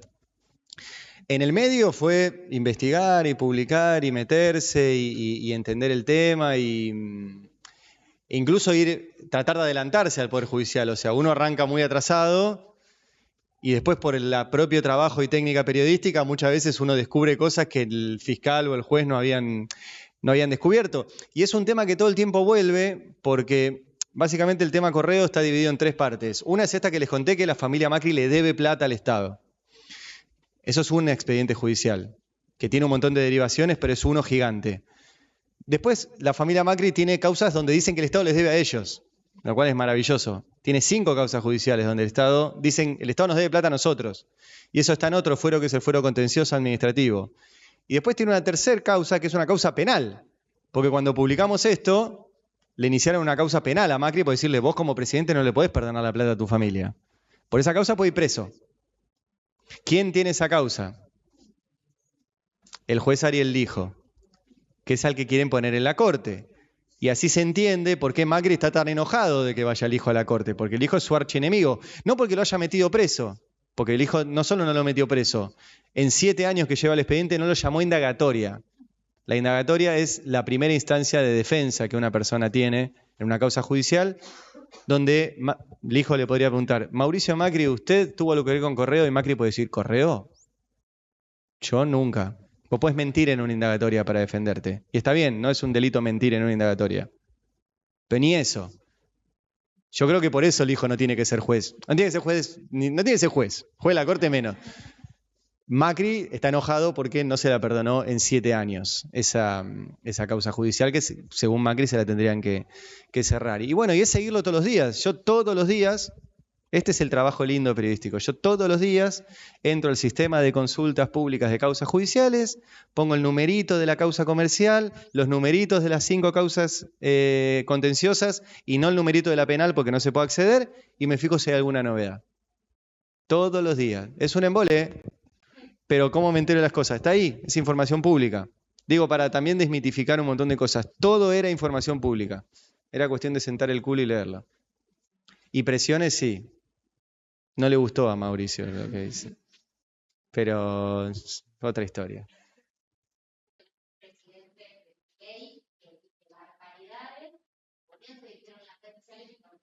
totalmente lamentablemente, cuando el Estado fue gobernado por el peronismo, también se perdieron muchas oportunidades para transformar esta batalla, y bueno, hoy en día no comunicamos. Mira, cuando yo empecé de periodista era una utopía una ley de medios. Porque hacía 20 años que los que venían antes que yo lo estaban discutiendo y no lograban ni que llegara al Congreso. Yo viví una ley de medios. Vos entiendo que también. Así que sí se puede. Se recontra puede y se debe. Es una deuda enorme de la democracia. Lo era en 2009 cuando se logró sancionar una ley absolutamente ejemplar en cómo se elaboró, en cómo se construyó, en lo que decían, los estándares que limitaban la concentración, en la promoción de nuevos medios, porque la ley tenía dos partes, digamos. Una era lo que está concentrado, desconcentrémoslo, y la otra era creemos nuevos medios. Se hizo mal la primera y no se hizo la segunda. No se hizo, por decisión no se hizo. Ahora, que vale la pena, recontra. De hecho, los que decían, no, es que la ley es mala. Mira, era tan mala que Clarín invirtió un montón de plata en tenerla frenada 4 años, hasta que la Corte finalmente dijo que era constitucional del primer artículo hasta el último. Ahí recién se adecuó. De hecho, hoy la Corte acaba de resolver, hoy, hace un ratito me llegó, confirmaron la condena contra Martín Sabatella por adecuar de oficio a Clarín. Hoy, hace un ratito. Los martes la Corte tiene ¿cómo se llama? Acordada, gracias. Y lo resolvieron hace un rato. O sea, fíjate qué tan mala era la ley que siguen apretando gente para que nadie se le ocurra hacer una ley de medios, lo cual te da cuenta que sí, hay que volver a hacer una ley de medios, obviamente adaptada a los tiempos, y no solo una ley de medios, hay un montón de cosas para legislar que estamos atrasadísimos. Por ejemplo, protecciones para los periodistas para que podamos negarnos a escribir cosas. Eso existe en otros países del mundo. Y acá no existe. Tenemos que regular también acá todo lo que es la indexación de contenidos. Eso ya lo hizo la Comunidad Europea. ¿Saben lo que es la indexación de contenidos? Google no genera contenidos. Google vive de los contenidos que generamos todos, pero Google hace mucha más plata que nosotros porque hace dos cosas. Primero, en nuestras webs ya es el dueño de los lugares donde pone publicidad. Nadie entra a ver la publicidad. La gente entra a ver noticias que producimos nosotros y que invertimos nosotros en producir. Pero además también cobra por indexar ese contenido. O sea, por cuando vos ponés Corte Suprema que resolvió de Clarín, por mostrarte a vos ahí. También te cobra por eso. Y es ridículo. Es al revés. ¿Qué invirtió Google para eso? El que invirtió fue, en este caso, el Destape, que pagó un periodista, pagó la luz, escribió la nota, la subió, pagó todo para que esa nota exista y Google haga plata vendiendo publicidad con esa nota. Bueno, en la Comunidad Europea ya se reguló eso de que Google te tenga que pagar por indexar tu contenido, por mostrar tu contenido. Y es un montonazo, o sea, invierte la ecuación del financiamiento de los medios. Y ahí estaríamos de acuerdo el Destape y Clarín, ¿eh? La última vez que Mañeto habló en vivo, lo que dijo fue esto. No puede ser que el periodismo lo maneje un algoritmo. Mañeto. Y seríamos aliados en esa pelea. Y Francia ya lo aplicó, porque la Comunidad Europea lo discute la comunidad, después lo tiene que aplicar cada país. Francia ya lo aplicó hacia adentro y Google está en un juicio con el Estado francés por esta situación. O sea, hay un montón de cláusulas, esa es la de indexación. Lo que le decía antes de los periodistas es la cláusula de conciencia. Tuvo media sanción en 2015 la cláusula de conciencia, que es que vos como periodista no te pueden obligar a escribir algo que sea una mentira. No sos una máquina de escribir, no sos un chat GPT. Nosotros no tenemos protección frente a eso. Entonces sí, recontra vale la pena y hay que discutirlo todo el tiempo. A veces los periodistas están demasiado distraídos. Yo cuando era la discusión de la ley de medios, fue justo cuando nosotros entramos con María Sebane a Radio Nacional. Agosto del 2009. Y yo tenía una situación rara porque yo era la mano derecha de la directora, pero yo era un laburante. Entonces había asamblea y yo iba. Y yo fui a la asamblea, y dije, genial, esta es la asamblea para organizar la marcha para ir a la ley. Pasé quilombo. No. Y los temas de la asamblea eran que se le debían esto es real, le debían unas horas extra a un traductor de japonés que teníamos en RAE. Y creo que había pulgas en una alfombra. Es real, Y yo era como, loco, está cambiando nuestro mundo. Y bueno, tuvimos un par de discusiones. Pero tenemos que discutirlo mucho más y recontra hace falta. Y ojalá lo logremos pronto, el 11 de diciembre del 2027.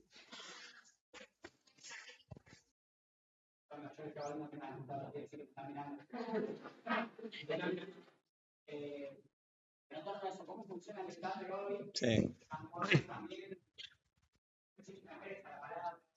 Sí, sí, el Destape es una empresa privada que tiene un dueño. Es capitalista. Sí. No, a ver, porque a veces, como nosotros le decimos mucho proyecto colectivo al Destape, parece que es una cooperativa, no lo es. El Destape es una empresa privada que tiene un dueño que es Roberto Navarro y sus hijos, Florencia y Nico. Pero yo te digo la verdad, yo lo siento propio. Yo soy un empleado, cobro un sueldo, no tengo acciones en la empresa, no, nada de eso. Pero tiene por lo menos Navarro tiene una forma de laburar que es, no horizontal no es la palabra porque siempre hay siempre hay alguien que toma decisiones. Pero la verdad que se labura con mucha libertad y con mucha creatividad. Y con algo que yo lo veo en él como patrón. O sea, Navarro es mi patrón al final del día. Pero que es un tipo que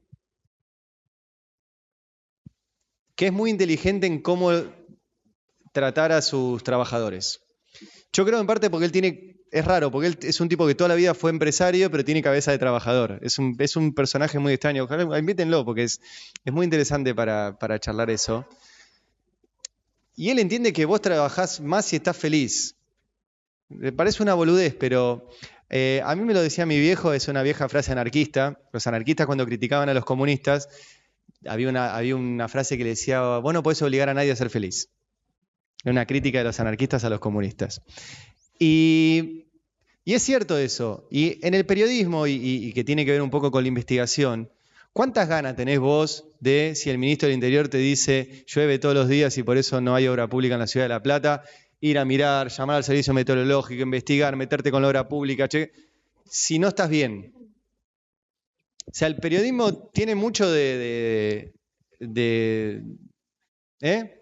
humano, de tener ganas, de pasión. Yo no te puedo obligar a apasionarte con un tema. Y si no te apasionás con un tema, no lo vas a investigar nunca. Bueno, en el Destape eso funciona muy bien. O sea, se ha logrado una dinámica y que a veces, cuando es un medio más chico, esa dinámica se puede lograr más. Cuando el medio crece, empieza a haber otros quilombos. Y la verdad que se sigue sosteniendo donde todo el que entra le dan ganas de hacer más cosas, hay lugar para hacer más cosas y automáticamente creces. O sea, no es que entras y te clavan en una computadora a escribir las 10 notas que hay que escribir. Si le metés y te apasionás, y eso es medio un modelo navarro, que se traduce y que tiene dos planos. Uno es el trato, que es muy raro en los medios, yo les decía antes, son lugares muy hostiles en general, de mucho maltrato, de mucho disciplinamiento, de mucha discrecionalidad. El Destape no. Y después hay una cuestión económica. O sea, el Destape paga bien, el primero de mes tenés depositado el sueldo, y en la época de vacas gordas, que fue cuando pegamos el salto grande, teníamos un bono por productividad, que era, nosotros participamos de las ganancias del medio. Seguimos participando, el tema que ahora crecemos menos. O sea, el bono de productividad es, si en un trimestre crecíamos un 50% en visitas, ese 50% se repartía entre los trabajadores. Y hubo años que crecimos tanto que cobramos 15 sueldos. Es más, te digo, el año de pandemia cobramos 15 sueldos. Porque laburábamos tanto y crecía tanto que el número se disparó y por eso llegamos a estar cuartos.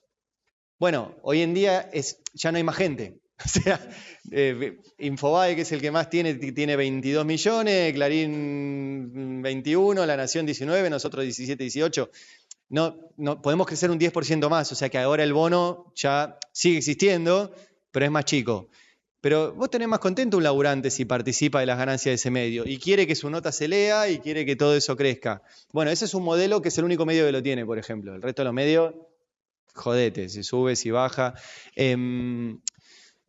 Y después, en términos de dinámica de laburo, ya es un multimedio. O sea, nosotros tenemos la redacción, la radio y las redes. O sea, las redes nuestras son un medio aparte.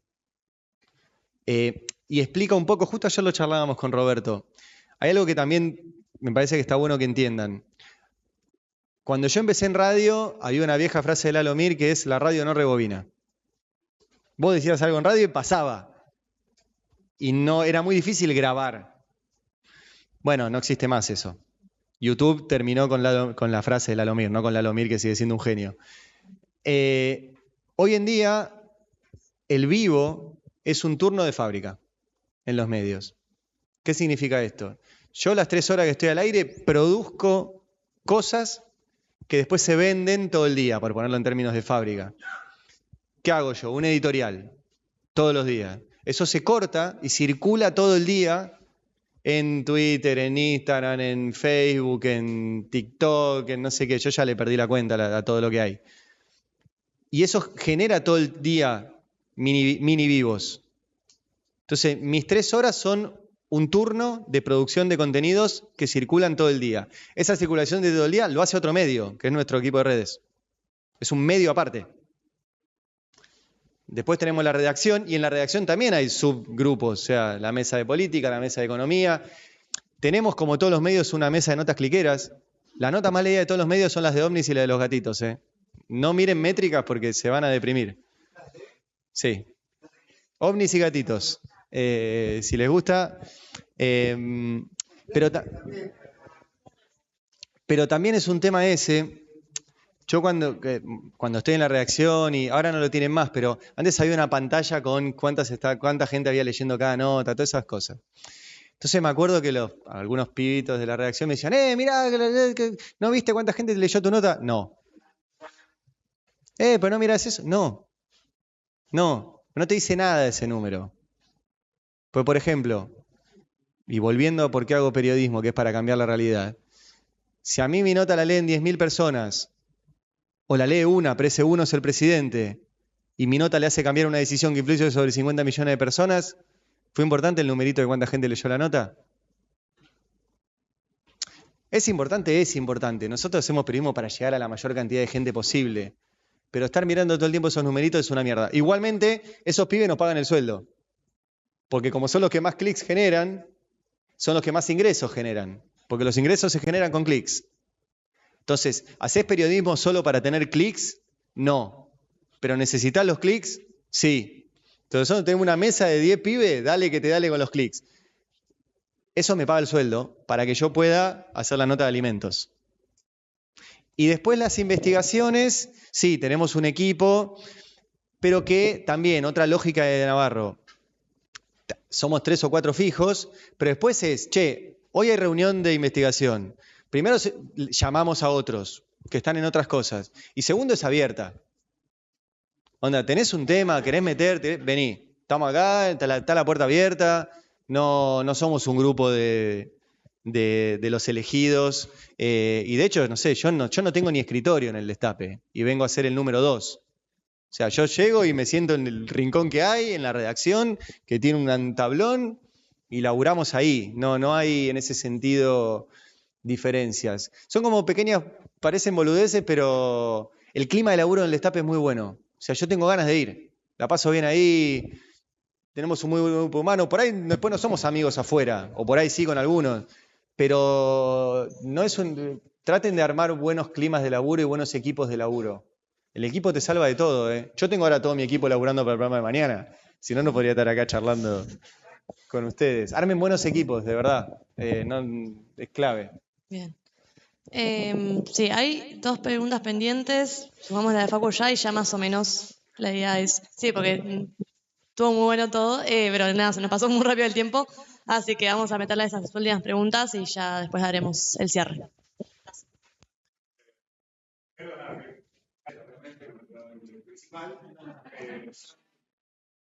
Son 3 que hoy para mí hay periodistas de palo, honestos, gente a la cual le puedo sentir confianza, que además son líneas editoriales que con diferencias, o con choques que podemos tener con muchos, pero que uno las puede brincar.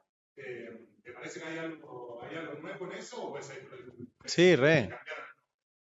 No, yo estoy, o sea, a mí de verdad me genera mucha ilusión que todo eso crezca. Tanto es así que el gobierno les acaba de meter un golpazo a todos los medios chicos y medianos. El otro día anunciaron que les van a volver a hacer pagar IVA a todos los medios digitales. Eso a Futurock o a Gelatina los hace mierda. Por eso digo, suscríbanse ahí también porque el 20% de los ingresos que tenían se los liquidó. Nosotros ya pagábamos, nosotros ya estamos en una categoría un poco más grande, pero esa es la prueba de que sirven. O sea, cuando te atacan y te vuelven loco y todo eso, es que sirven y que molestan mucho. Y hoy está buenísimo, o sea, las redes te permiten llegar mucho más que antes, con mucho menos recursos. Así que sí, yo creo que está buenísimo todos esos que mencionaste, y hay otros que seguro nos olvidamos. Revista Crisis hacen un laburo espectacular, Cítrica. Después hay medios fuera de Buenos Aires y el AMBA, el diario, el de Rosario, ¿cómo se llama? El Ciudadano, La Arena de la Pampa. Hay medios por todo el país. Y otra cosa que hay que recuperar, que me olvidé decirte antes a vos, Telam, Radio Nacional, todo ese esquema de medios federales está buenísimo. Y después están las radios universitarias, que hay un montón que también están tan bárbaras. Todo suma, necesitamos a todos. Posta que el destape solo no va a salvar al país. No podemos. Y tampoco estaría bueno que fuéramos solo nosotros. Puede que nadie existiera y todos se suscriban al destape, pero nosotros crecemos. No está bueno eso. A tu pregunta, a mí me encanta todo lo que hay. Y ojalá haya más. Bien, ahora estoy preocupada por Trinchera y el IVA, pero bueno, lo resolveremos después. Suscríbanse porque Suscríbanse no a tenía Trinchera. esa información. ¿No? Buenísimo. No, pues. No, Bien, vamos. buenísimo. Me quedo más tranquila para seguir. Bueno, seguís vos, Nico, justo. Voy a volver al inicio de la charla, que arrancaban contando la historia de la infancia, hay muy poquito margen en las líneas editoriales, y me pregunto, así como se lo preguntó Macetti, aunque por eso fue ¿cuál importante es ver la política internacional, más o menos tener alguna idea, para asociar con los vínculos locales? ¿Cómo mueve la política? ¿Cómo se mueve dentro? Bueno, Perón decía que lo importante es la política internacional. Históricamente los medios arrancaban con internacionales. La Nación hasta hace poquitos años lo seguía haciendo. Nosotros tenemos un déficit grande con eso en el destape. Recién hace poquito armamos una sección. Tenemos para mí a una de las mejores periodistas del país, que es Laura Carpineta, que es una grosa, y otros más, a Dacil Danza, Telma Luzani, Leticia Martínez, el propio Nico Lantos y Mariano Beldic, que también cubren temas internacionales. El problema es que es caro. A mí, por ejemplo, me preguntaban, che, ¿quién viaja del destape a las elecciones el año que viene en Estados Unidos? Nadie. La semana que viene, digo. Y nadie. Y la verdad que podríamos mandarlo a Nico Lantos, que ya cubrió la elección anterior, desde un blog que se llamaba Todos Potus. Era buenísimo. Y yo seguía ese blog y Nico era el único que decía que ganaba Trump. Y todos decían que ganaba Hillary. ¿Por qué? Porque se recorrió todo Estados Unidos, se hizo la ruta 66 entera y dijo, che, Estados Unidos no es San Francisco y Nueva York. En el medio hay gente que no cree en la teoría de la evolución. Real. Pero tenés que ir ahí. cubrirlo desde acá es muy difícil. Pero sí, tenemos que darle mucha más bola. Nosotros no tenemos posibilidad de tener a alguien hoy en Gaza o en Israel o en Ucrania o mandarlo a Estados Unidos, una elección clave, no sé quién va. O de formarnos también en temas en China. Yo no logro que Navarro me mande a China todavía. Y había arreglado con el embajador anterior y había una pandemia que arrancó en China, me recagaron. Yo estoy desesperado por ir a China. Y no sabemos nada de China. Y no tenemos periodistas especializados en China. Lo hablaba el otro día con Sabino Vaca Narvaja. Le digo, armen una capacitación para periodistas, porque estamos en bola. Ni hablar de China, no sabemos de Brasil. No sabemos ni hablar portugués. O sea, hay un déficit en esos temas. Pero bueno, de vuelta, hay un montón de periodistas, te nombré los del Destape. En Futuroca está Juan Manuel Carr, está Martín Shapiro, Daci Lanza también está en Futu. Hay un montón, Telma Luzani, Estela Caloni. A Estela, bueno, no sé si Estela está en condiciones físicas de venir, pero Estela es como la... Sí, le dimos el primer reconocimiento a Trinchera, premio Trinchera, se le dimos el primero a Estela, hace un par de semanitas. Estela es como... Sí, nosotros somos un poco ese grupito. Es como mi abuelita. Sí, la amamos a Estela, una gran... A tu pregunta sí, tenemos que darle más bola, es un gran déficit. Sí, no tengo más. Todos. Es muy difícil igual, ¿viste? Imagínate lo que puedes saber de otro país con la cantidad de cosas que tenés que saber de acá. Pero sí, evidentemente hay que elaborarlo y son temas re complejos. Ni hablar ahora, todo lo que es Gaza ahora. Cada palabra que decís encima tenés a la Daya que te putea, al otro que te dice antisemita. Yo soy un judío antisemita, según un montón de mis oyentes. Es muy complicado. Bueno, se me fue mi novia, me dejó. Te abandonó. Bueno, vamos, la última, Facu, te sacaste el ticket ganador. Última y ya cerramos.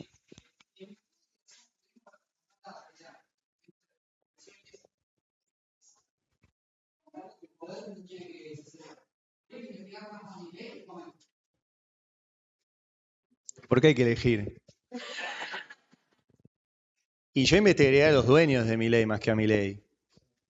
Porque se habla demasiado de la pobreza y se habla muy poco de la riqueza.